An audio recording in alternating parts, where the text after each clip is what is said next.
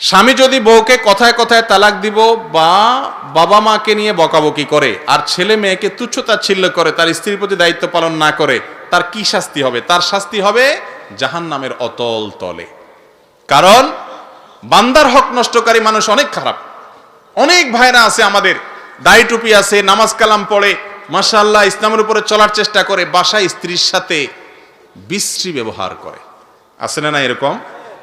ছেলে মেয়েদেরকে যা তা বলে বকাঝকা করে, গালিগালাজ করে, নিজের ছেলেকে বলে অমুকের বাচ্চা, তাহলে গালিটা তার উপরে আসছে, সে বুঝে না এত ব্যাককল। আছে না এরকম? ভাইরা আমার, স্বামী স্ত্রী পারস্পরিক যে দায় দায়িত্ব আছে সে সবাইকে পালন করতে হবে। স্ত্রীকেও পালন করতে হবে স্বামীর উপরে, স্বামীর জন্য, স্বামীকে পালন করতে হবে স্ত্রীর জন্য। যারা এই সমস্ত করবে তারা আল্লাহর কাঠগড়ার আসামি হবে, বান্দার হক নষ্টকারী হবে, এবং এর কারণে কিয়ামতের ময়দানে জবাবদিহি করতে হবে। কিয়ামতের ময়দানে বান্দার হক আল্লাহ তাআলা মাফ করবেন না। সেদিন কোনো স্ত্রী কোনো স্বামীকে ছাড় দিবে